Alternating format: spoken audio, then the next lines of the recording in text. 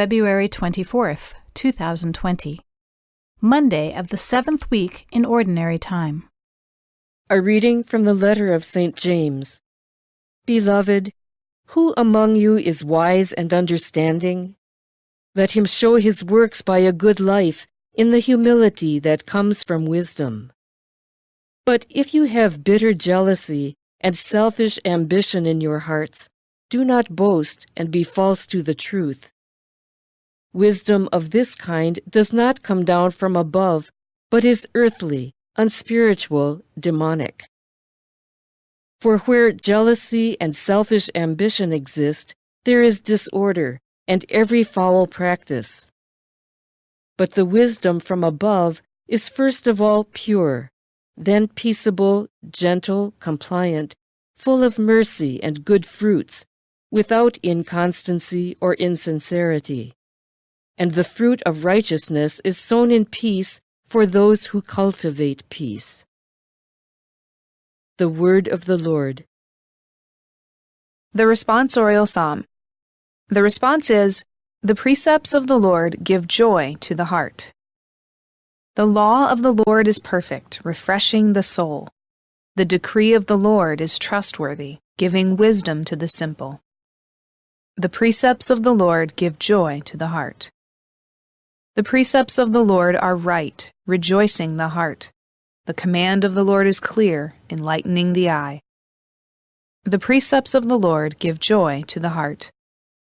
The fear of the Lord is pure, enduring forever. The ordinances of the Lord are true, all of them just. The precepts of the Lord give joy to the heart. Let the words of my mouth and the thought of my heart find favor before you, O Lord, my rock and my Redeemer. The precepts of the Lord give joy to the heart.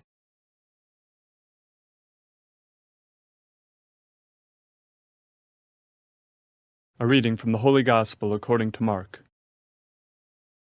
As Jesus came down from the mountain with Peter, James, and John, and approached the other disciples, they saw a large crowd around them and scribes arguing with them. Immediately on seeing him, the whole crowd was utterly amazed. They ran up to him and greeted him. He asked them, "What are you arguing about with them?" Someone from the crowd answered him, "Teacher, I have brought to you my son, possessed by a mute spirit.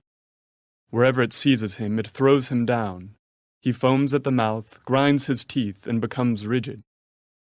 I asked your disciples to drive it out, but they were unable to do so." He said to them in reply, "O faithless generation, how long will I be with you? How long will I endure you? Bring him to me." They brought the boy to him, and when he saw him, the spirit immediately threw the boy into convulsions. As he fell to the ground, he began to roll around and foam at the mouth. Then he questioned his father, "How long has this been happening to him?" He replied, "Since childhood. It has often thrown him into fire and into water to kill him. But if you can do anything, have compassion on us and help us." Jesus said to him, "If you can, everything is possible to one who has faith." Then the boy's father cried out, "I do believe, help my unbelief." Jesus, on seeing a crowd rapidly gathering, rebuked the unclean spirit and said to it, "Mute and deaf spirit, I command you, come out of him and never enter him again." Shouting and throwing the boy into convulsions, it came out. He became like a corpse, which caused many to say, "He is dead." But Jesus took him by the hand, raised him, and he stood up. When he entered the house, his disciples asked him in private, "Why could we not drive the spirit out?"